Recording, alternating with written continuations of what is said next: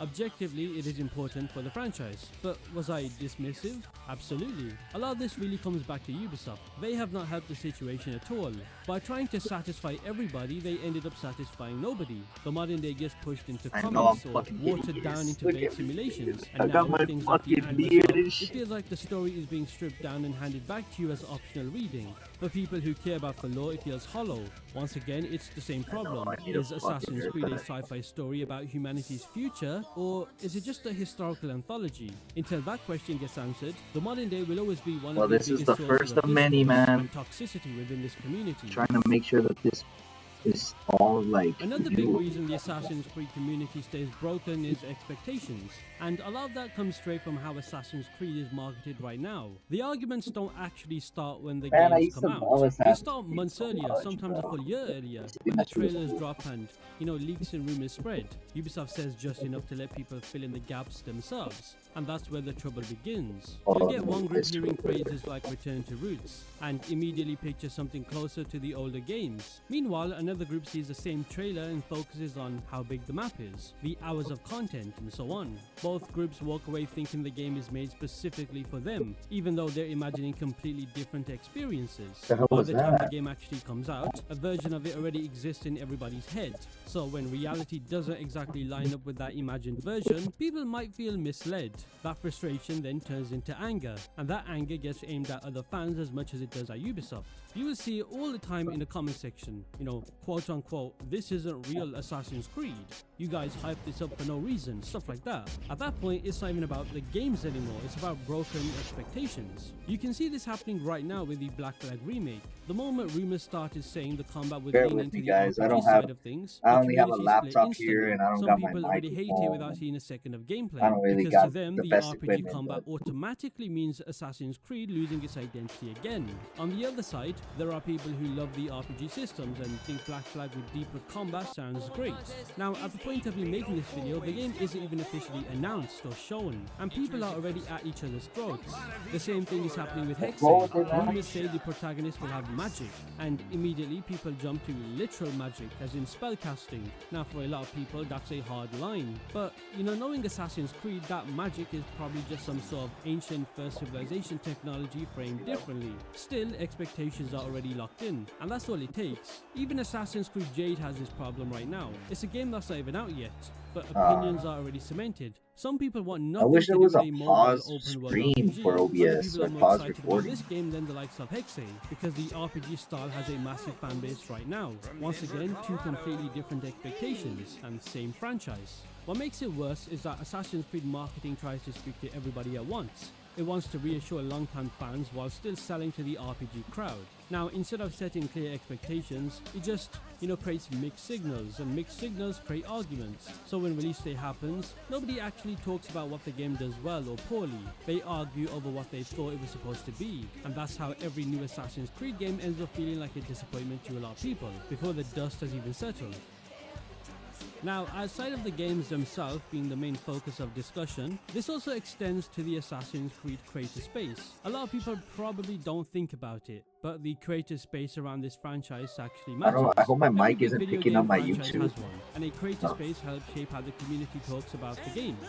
Now, just a heads up, any names in this Fucking video that I laptop is mentioned fighting from for this its point on, life. please don't take this the wrong way, and also don't spread any negativity towards these people. Now, if you have been following Assassin's Creed content lately, especially on YouTube, things are not that great in terms of creativity.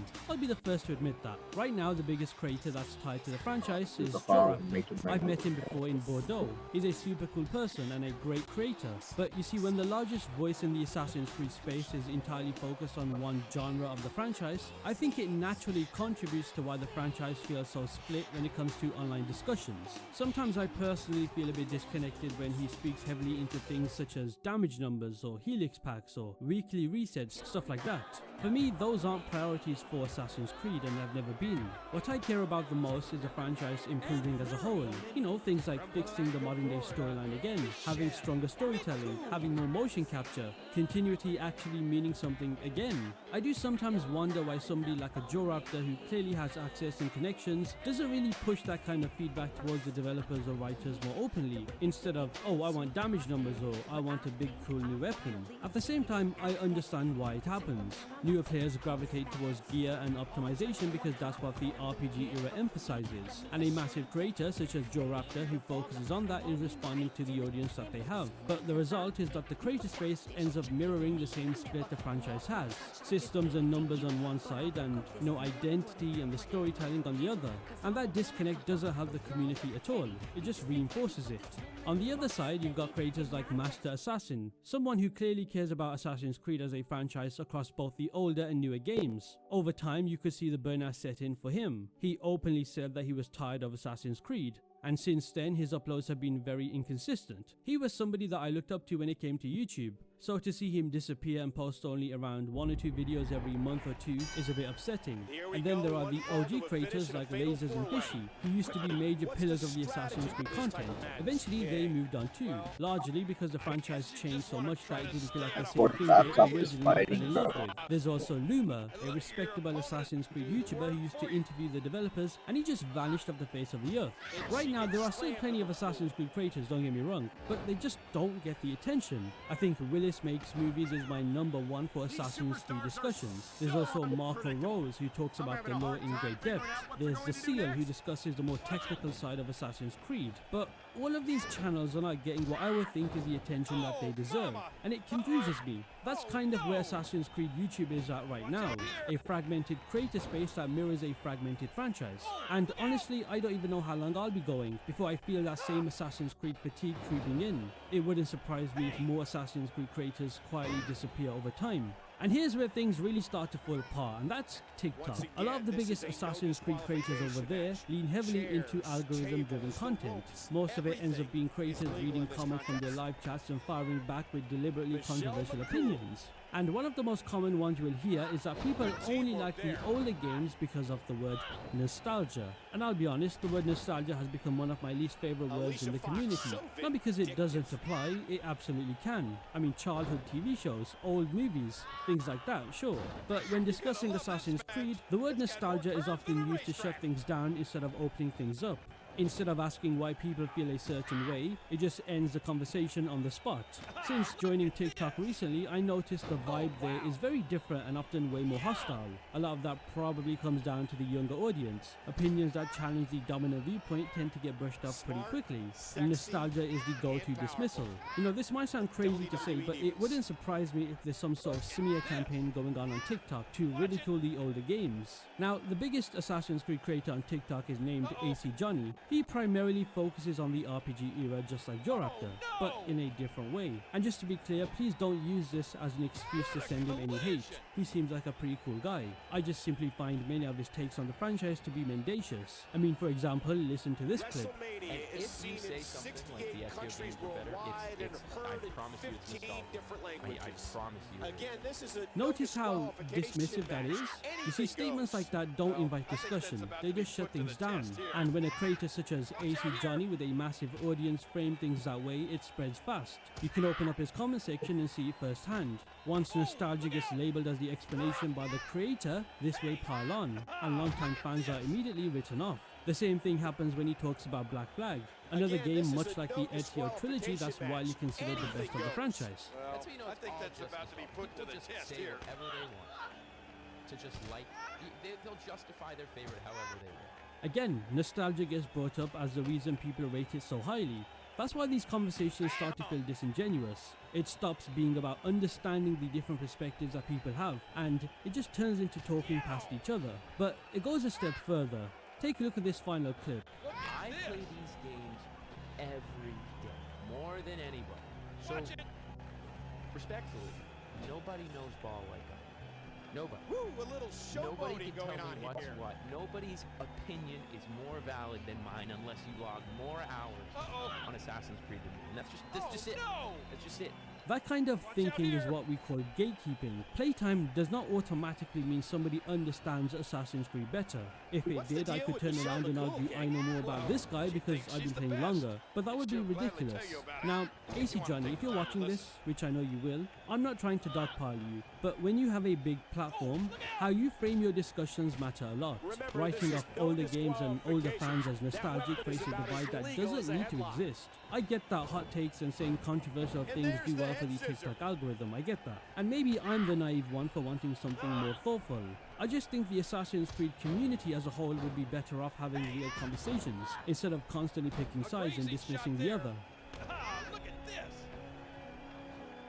So yeah, that's kind of where I land in all of this. I don't think Assassin's Creed has a toxic community because people care too much. I just think the community is toxic because people care in completely different ways, and nobody ever slows down enough to acknowledge that. Everybody's arguing from their own version of what Assassin's Creed is supposed to be, and once you lock into that, it's really hard to hear anything else. Now, I'm not going to say one side is right and the other is wrong. I have played these games for a very long time. I've got my own biases, and I've definitely been part of a problem before. At the end of the day, it's Ubisoft. They're going to keep making the games that they want to make. The franchise is going to keep changing. That part is inevitable. What isn't inevitable is how we talk to each other about it. Assassin's Creed can be flawed, and it can be inconsistent, we know that, but it can still be worth caring about. I just wish more conversations about this franchise were about understanding why people feel the way they do, instead of trying to win every argument. Watch out here! I can't believe everything that's transpired thus far. It's been so physical.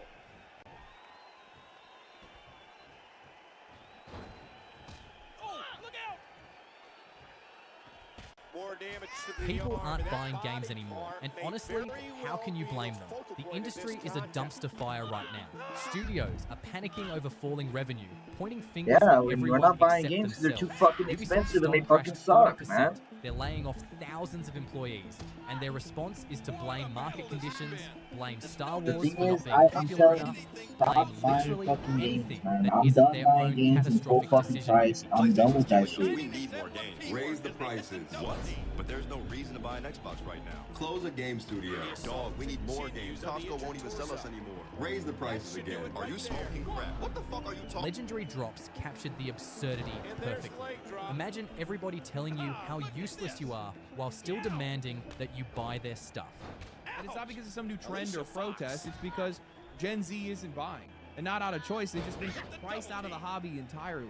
5 years ago, $70 was supposed to be the ceiling. Now publishers are testing $80 price tags while microtransactions infest every corner of the industry. These guys have brought in billions of dollars off the back of our spending and then poured 2 to 3 times as much into absolute garbage. Nintendo and the Pokemon Company think we are stupid. And now people are finally starting to see, like, oh no, this company, like, they don't fucking like us. And after all of that, an entire generation just stopped buying games. But to understand how we truly got here, how the industry managed to burn through the goodwill of millions of players and price out an entire generation, you need to know the story of one man, John Riccitiello, the architect who single-handedly designed the monetization-first nightmare you're living in today. John Riccitiello isn't some cartoon villain twirling his mustache in a boardroom. He's a businessman who genuinely believed he'd discovered the future of gaming. Former EA CEO, whose philosophy infected an entire industry like a virus. The moment that changed everything happened in a 2012 stockholder speech. Riccitiello laid out his vision with the kind of confidence only an executive worth millions can muster. When you are 6 hours into playing Battlefield and you run out of ammo in your clip, and Like we Battlefield, I $1 wanted to to buy reload, you're really Battlefield not 6 very so high fucking set. bad. I wanted to play that game, and I wanted to have fun with it. I've been playing Battlefield since Battlefield 3, alright? I wasn't one of the OGs that have been playing Battlefield since fucking Battlefield. I'm not gonna lie and say that I have been playing since Battlefield 1, but what I will say is that I've been playing since Battlefield 3. And I was excited for Battlefield 6, but I just didn't want to fucking play it. I played the beta, it was great, it was fun, I went off, I go off all the time. But, me too, I mean, it's another thing too, I don't really have friends to play with, this and that, but besides the point. I didn't get Battlefield 6 because I just knew this was too good to be true. I was even on board to say that we're back. We are honestly back, bro. Like when it first came out, the hype was real. But I just knew, I was like, they're gonna just fuck this up. They're just gonna fuck this up somehow. You under smoke and mirror. Yeah, they did, man. You know, like they did. They suck. You know. Turn on the mic. Can I turn on the microphone? Hold on. Turn me down a little bit. I don't want to be too loud. I don't want to be louder than the fucking game. Anyways. Dude, I'm doing my best with this. Bear with me, guys. I'm using the fucking school laptop here, but I think this is working out. I'm shocked, you know, but yeah, you know, like I said, Battlefield 6, I wanted it so bad, and, you know, when it came out, I just knew the hype was going to run out, and this is going to be a good match. Edge or Shawn Michaels. I'm going to take my boy, Heartbreak Kid. But I love Edge. And yeah, man, when I saw, and then they showed the skin. And everybody knows what I'm talking about, the blue skin, the infamous blue PlayStation skin, whatever the fuck this was. Let me see if I can find it. You know what fucking skin. You know, the fucking skin, this one. See, I'll have to look up the Battlefield skin. And when I saw this shit, I said, yep, I was literally waiting for it to go into, because look, this is what I'm saying, guys. Stop buying fucking games full price. Stop buying it on the day of the drop. The only game that we should be buying on the day of it drops is GTA 6. And that's because GTA 6 is probably going to be one of the greatest games, if not the greatest games of all time. Alright? If GTA 6 is not what it's going to be, if there's bullshit microtransactions, if it's garbage stuff that you've been getting, it's the same shit, I'm telling you, the game industry is gonna suffer, bro. And we gotta hold our balls to it, man. Like, honestly, like, look, I know the hype is real, you wanna be playing the shit, you wanna be viral, you wanna do this, and the sucky part is that this is what happens. Say you wanna start a stream, right? You wanna start being a content creator. Well, when a new game comes out, you know you wanna get the new content, right? Because that's part of the creation of it.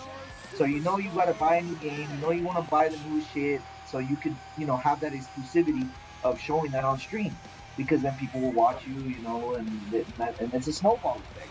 But at the same time, guys, like we all know the issues here. I mean, we know the RAM shortages and all that shit.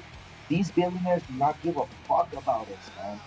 And as much as I love playing this fucking game, I just think about all the fucking bullshit that they do to us, and it literally just makes me just not give a fuck anymore. Like, yes, I want to play Battlefield 6. I still do want to play Battlefield 6. Honestly, like, I know I'll have fun on the game. Like, I love Battlefield 6. I love Battlefield. You know, and I'm pretty sure I would love Battlefield 6. But I'm not going to give EA more than $20. I'm not. I'm tired of giving EA my fucking money, bro. And this is what they've done with it. We're on Battlefield 6, man. Black Ops 7. Like, there's no original shit, man. We're on the 7th Black. Like, this shit's become Fast and Furious, bro. It's Fast and Furious all over the fucking place, man.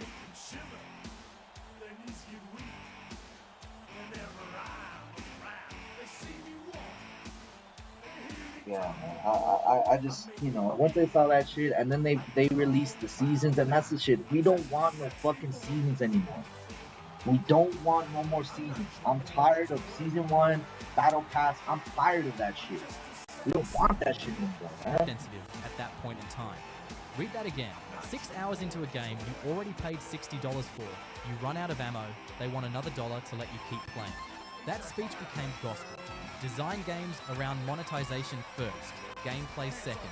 That was the core belief, the philosophical foundation that would reshape AAA gaming for the next decade. Fast forward to 2022. Riccitiello's at Unity now, and he's got some thoughts about developers who don't prioritize monetization from day one. He calls them fucking idiots. He apologized later, but the mask had already slipped. That's what he actually thinks.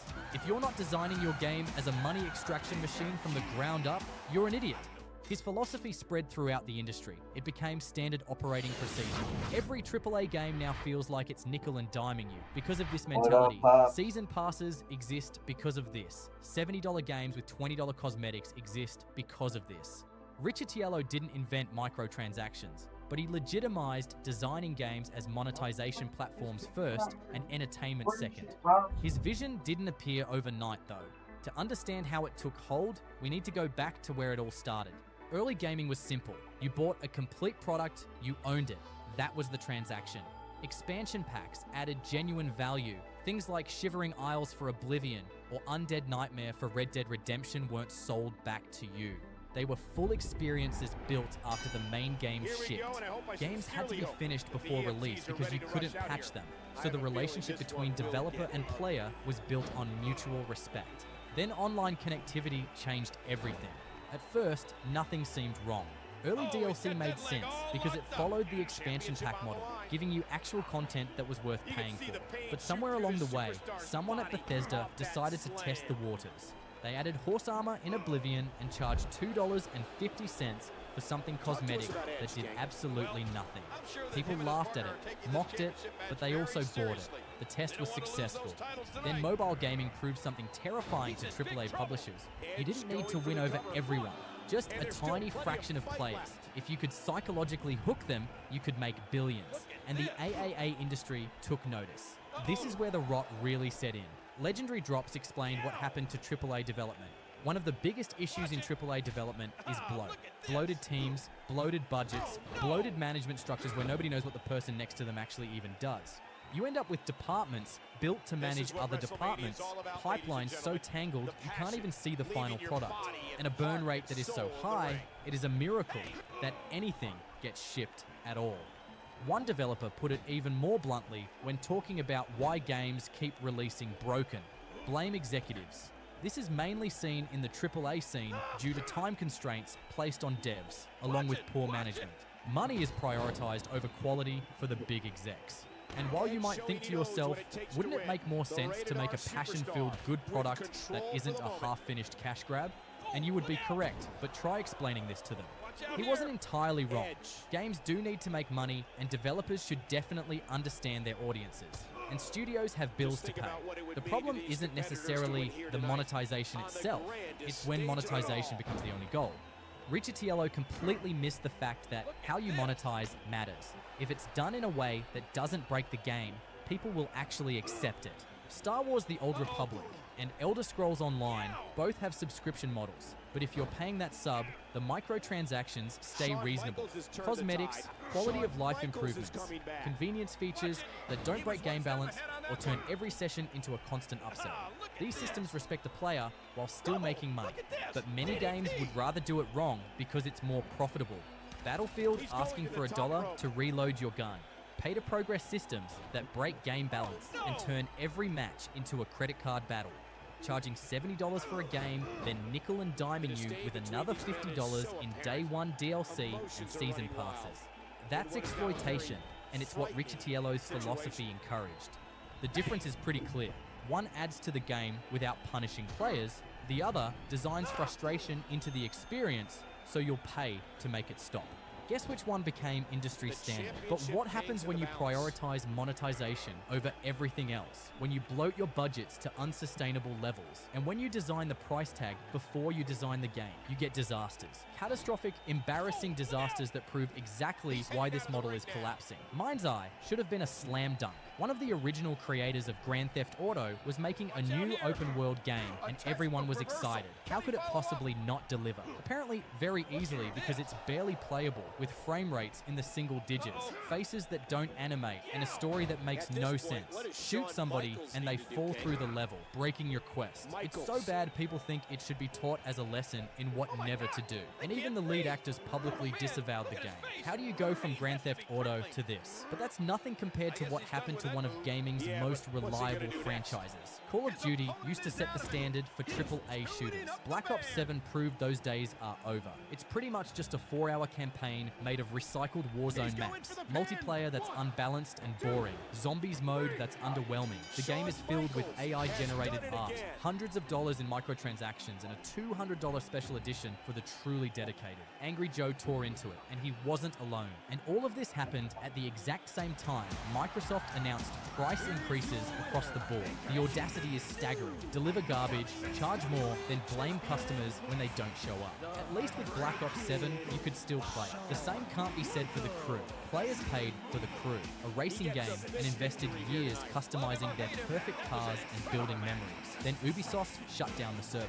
The game became literally unplayable, and the message players received was helpful. Why not check the store to purchase your adventures? If you go on YouTube, you'll find people who were cut off in real time in the middle of gameplay. Over 10 games like this were shut down in 2024 alone. You never owned any of this, but if you think that's bad, at least The Crew had a few years before it died. Some games don't even get that. 8 years in development, somewhere between $200 and $400 million spent. Conquered was designed as a hero shooter with a $40 price tag in a genre that had gone completely free to play. Launch numbers: 697 peak players on Steam, around 1,300 on PlayStation. About 25,000 total copies sold across all platforms. Sony shut it down after 14 days, refunded all purchases, and closed the studio. Sony had envisioned this as the beginning of a new blockbuster franchise on par with Star Wars. Internal reports revealed a culture of toxic positivity where critical feedback was ignored. I just forget now. I really do have bad memory. I forget a lot, so I just want to start recording this. That way when I become an old fucking man, then there's I the have franchise dementia, I can at resurrection least watch everyone this. begged for, which turned into exactly the How many nightmare times are they people gonna ask me feared. about saving Fans this shit? begged for Skate 4 for over a decade. EA announced it would be free to play, Fuck and everyone Skate, saw man. the See that disaster game too. coming. Fucking They Skate, man. replaced That shit was Coach Frank, ass, the bro. beloved Shout out to tutorial Michaels. I knew he was gonna with win, an bro. artificial companion. The AI makes up fake skate slang and talks in corporate language without any authenticity.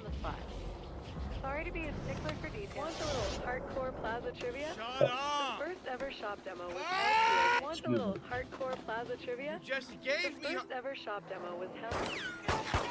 Yeah, dude, I saw this shit, and then I've seen the clips of Skate, like, what the fuck is Skate, bro? Like, they could have literally just made a full, this whole separate fucking game, right? And made Skate the way it was supposed to no fucking hall be. of meat. They removed bone-breaking mechanics to sell $150 currency packs while calling it That's early it, access. huh? They weaponized nostalgia and replaced the heart of the franchise with a hollow free-to-play extraction model. And these aren't isolated incidents. The Culling 2 peaked at 249 players and was pulled after less than a week. Babylon's Fall peaked at 1,188 players, dropped to one concurrent player, and shut down in 6 months.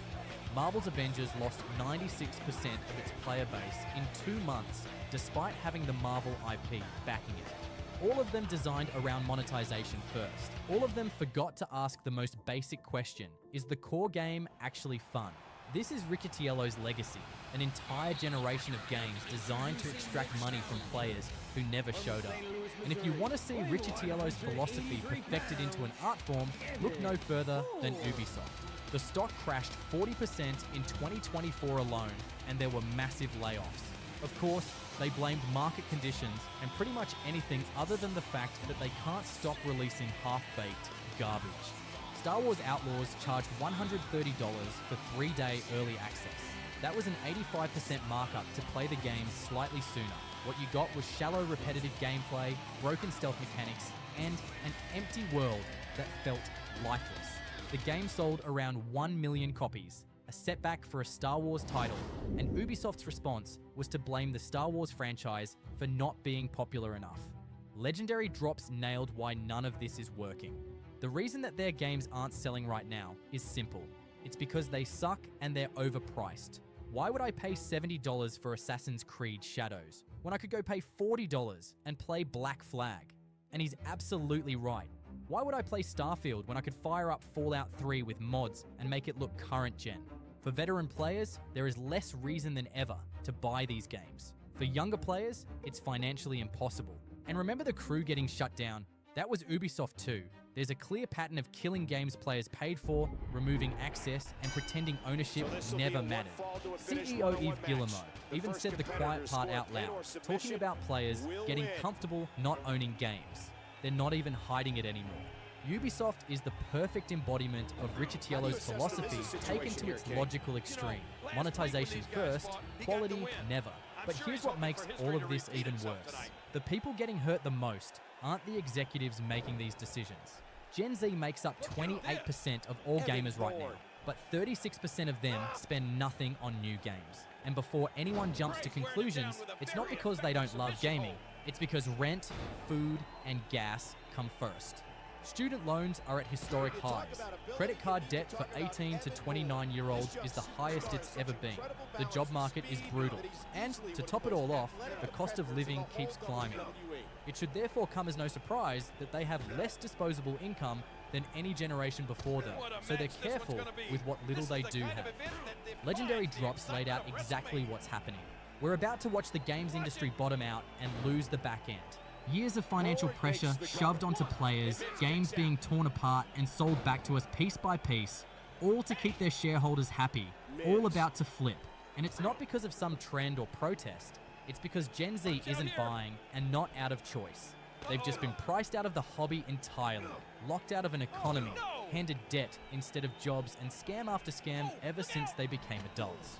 The math just doesn't work anymore. The top 10% of earners now account for 50% of all US retail sales, and AAA is marketing exclusively to that shrinking 10% while the other 90% gets priced out completely. The 18 to 25 age group is spending 25% less on games than they were just last year. And the thing is that 63% of players only buy 1 to 2 games per year, according to a Circana survey. A mere 4% of the market buys multiple games in 1 month. When they do spend money, the median price they're paying dropped 20%, from $19.50 down to $15.64. Valve's own data confirms it, showing the average user played only 4 games total in 2023 and 2024. So when Borderlands 4 gets announced at $80 and a fan says, "Don't take that risk, gamers won't pay $80, how does Randy Pitchford respond? If you're a real fan, you'll find a way to make it happen. Snarky J's response was perfect. Real fans are struggling to afford eggs and gasoline, my dude. CEOs worth millions telling struggling gamers to just find a way. And her point was spot on. If they'd just be honest about rising costs and promise quality in return, people would understand. But they're not doing that. Then you've got Sean Layden, former PlayStation executive, who said game prices have to go up because games more expensive to make now than ever before. In other words, gamers should be feeling sorry for the poor executives who can no longer afford sports cars while players struggle to buy eggs. One commenter on that article put it perfectly. Nobody ever asked for game budgets to balloon to unsustainable levels. Instead of fixing their budget problems, instead of being honest with customers, they insult them while delivering broken games at premium prices. What makes this so frustrating is that there was a time when buying a game meant you got a complete product you owned forever. Physical media meant actual ownership, so you could hold the disc, lend it to a friend, and even sell it when you were done. And they were games that worked on day one because they had to. Expansion packs added genuine value and weren't just content that was cut out of the original game and sold back to you. And there definitely weren't any microtransactions nickel and diming you for every little thing, or server shutdowns that made your $60 purchase unplayable. Developers actually cared about the player experience because their reputation depended on it. The relationship between developer and player was built on mutual respect. You paid money and they gave you a complete game. Everyone understood the deal. When games cost money, they delivered complete experiences. Games as a service didn't exist as a euphemism for "we'll finish it later, maybe." DLC meant extra content, actual expansions, not the ending of the game locked behind another $30 purchase. That world is gone, and an entire generation of players never got to experience it. But here's the twist. They're building something new in its place. People are buying more games at lower prices. The money didn't disappear, it moved to indies. Silksong sold 7 million copies at $20 in only 3 months. Repo moved 16.8 million copies with an average 22,200 daily concurrent players. Schedule 1 sold over 8 million copies. Hades 2 sold 2.3 million copies in just 5 days. And then there's Lethal Company, Content Warning, Chained Together, and Peak selling at $7.99. And all of them blew up. Peak alone sold 5 million copies with 100,000 concurrent players. Then you've got Balatro, Mana Lords, Palworld, Stardew Valley, Terraria, Vampire Survivors, Among Us, which are all thriving and building sustainable audiences. Why? It's simple. You get 4 different games at about $40, whereas a single AAA game will set you back $80. You get 4 different experiences versus 1 gamble that might be broken at launch. Legendary Drops nailed why these games are winning. AAA keeps going wide, trying to be everything to everyone. But what people actually want are games that go deep. I don't need a game to do everything. I need a game to do a handful of things really fucking well. That's what indies deliver. Games built for specific audiences with one goal, be fun. And here's the thing about marketing. Most marketing departments in this industry are completely useless. This guy follow it. He's Internet right. education. Those studios are shedding talent. Maybe that's because they become the worst place to put it. And if those same professionals that are being kicked out of the industry go on to build the next Larian, the next Supergiant, or the next Sandfall Entertainment, that's not a loss. That's the start of something better. You can spend millions plastering ads everywhere, but if the game doesn't deliver, it doesn't matter. Meanwhile, games like Expedition 33 spread organically because people genuinely want to talk about them. Word of mouth beats ad campaigns when the game is actually worth talking about. These indie games prove you don't need $200 million budgets, 7-year development cycles, predatory monetization, dishonest advertising, or crunch culture.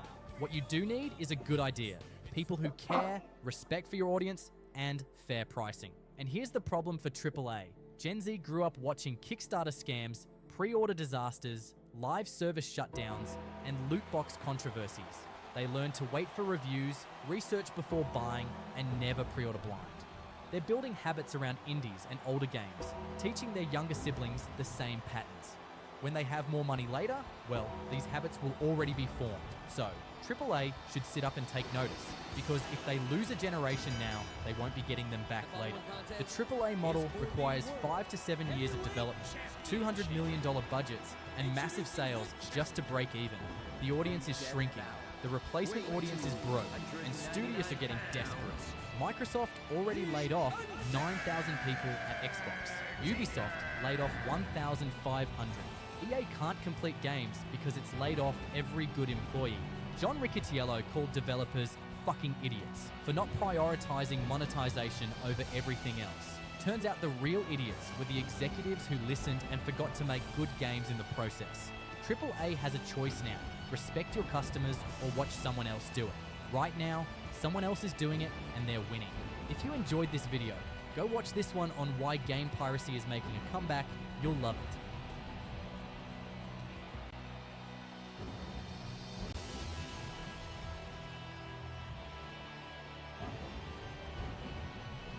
So many times in the gaming industry, we see game series rise to the top in popularity and reach the top of the industry just to have a colossal fall when the game loses the goodwill of its fan base. Many games have reached the peak just to have their reputation destroyed, their player base dwindled, and the franchise seemingly killed. But every once in a while, there are those games that are able to pull themselves out of the mess that they've created and restore their reputation amongst the gaming community. I'll die on this hill. Cyberpunk 2077 was always a good game, flaws and all, but the explosive criticism it received when it came out, completely deserved. This game was originally announced all the way back in 2011 with mostly a concept trailer and the announcement that they would plan on making this Cyberpunk game sometime into the future, and in retrospect, 2011 was pretty early to announce this game, even if it was still just a conceptual idea. Now, of course, the following years we would see CD Projekt Red release The Witcher 3, which was a huge success, so of course the fans were excited to see what the developers would work on next, and when they first revealed Cyberpunk 2077 in more detail, it looked absolutely amazing, and of course the developer had a reputation of making good games, so of course there was going to be excitement about this project. Tie that together with an amazing CGI trailer that would later come out that was lengthy but built up the universe and just made fans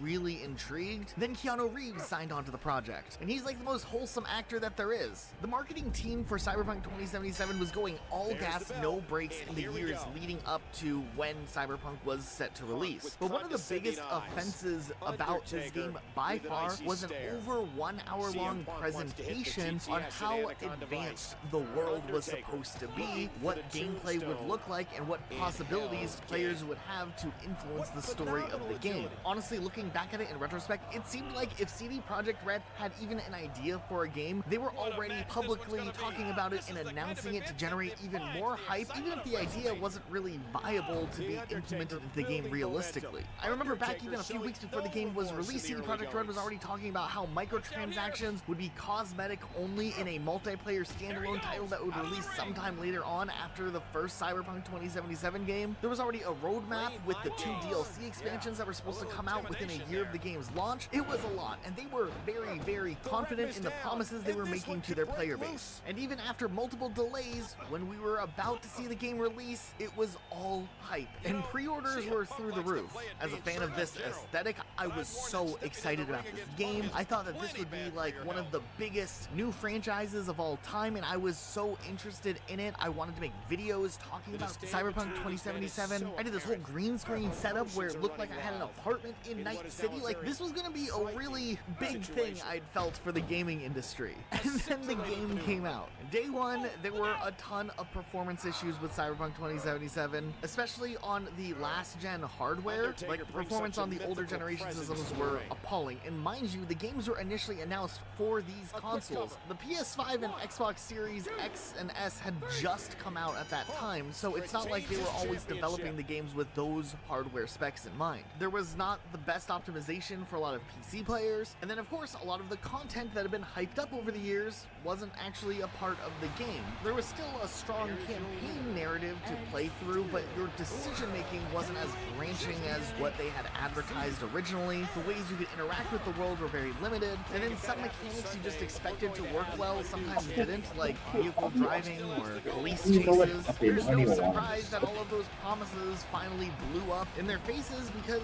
yeah, they overhyped the game significantly. If they would have just accurately displayed what the game was, I think the game could have still been just as popular and would have had a positive response at launch, even with some of the jankiness in the performance. But it was a mix of the bad performance, the cut features, and the overhype that really just turned a ton of the fan base against the game. It even got to the point where the game would be delisted from certain stores and refund policies. Hold on. I gotta think real quick. What are we doing right now?